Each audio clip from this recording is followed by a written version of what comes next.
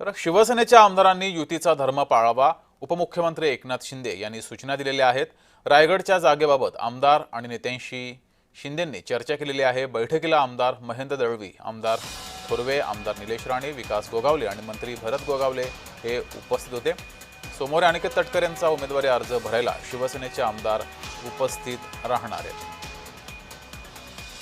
कोकण विधान परिषदेसाठी शिवसेना आणि राष्ट्रवादीमध्ये रस्सीखेच सुरू होती, मात्र अखेर ही जागा अनिकेत तटकरे यांच्याकडे जाईल, राष्ट्रवादीकडे जाईल अशी माहिती समोर आली आहे। या पार्श्वभूमीवर ही बैठक पार पडली।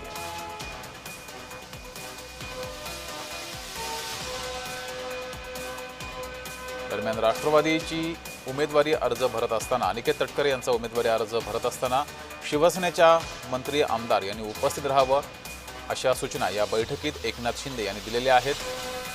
सर्वांनी महायुतीचा धर्म पाळावा अशाही सूचना दिल्यात। अधिक माहिती घेऊया, आपले प्रतिनिधी शुभम उमाळे आपल्या सोबत जोडलेत। शुभम, कोकण विधान परिषदेसाठी राष्ट्रवादी आणि शिवसेनेमध्ये मोठी रस्सीखेच सुरू होती, दोघांनीही या जागेवर दावा केला होता, मात्र अखेर ही जागा राष्ट्रवादीकडे जाईल अशी जोरदार चर्चा। या सर्व पार्श्वभूमीवर बैठक पार पडली आहे।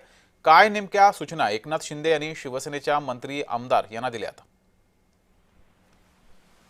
नक्कीच आपण बघू शकतो, उपमुख्यमंत्री एकनाथ शिंदे हे अहिल्यादेवी अहिल्यानगरला दौऱ्यावर गेले होते। ठिकाणी आल्यानंतर त्यांनी शिवसेनेची एक प्रमुख बैठक या ठिकाणी बोलवली होती। कोकणातील सर्व आमदार, नेते आणि मंत्री या बैठकीसाठी उपस्थित होते आणि अशामध्ये जे महेंद्र थोरवे आणि महेंद्र दळवी प्रामुख्याने या दोघांसोबत एकनाथ शिंदे यांची चर्चा झाल्याची विश्वसनीय सूत्रांकडून माहिती मिळत आहे। आणि अशामध्ये रायगड ची जी जागा आहे ती राष्ट्रवादी काँग्रेस पक्षाला देण्यात येत आहे आणि त्यामुळे कुठेतरी महायुतीचा धर्म पाळा असं देखील त्यांनी सूचना दिलेल्या आहेत। तर इतकंच नाही तर मग उद्या अनिकेत तटकरे हे उमेदवारी अर्ज भरायला देखील जाणार आहेत। त्यावेळेस शिवसैनिक हे देखील त्या ठिकाणी उपस्थित राहिले पाहिजे, कारण की आपण महायुती म्हणून सोबत आहोत, त्यामुळे एकत्रित राहिले पाहिजे अशा पद्धतीने त्यांनी या ठिकाणी सांगितलं आहे।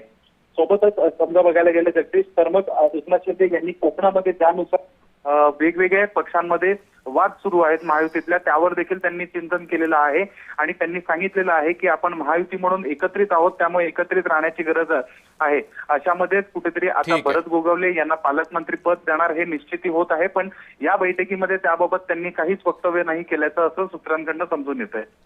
धन्यवाद शुभम दिलेल्या माहितीबद्दल।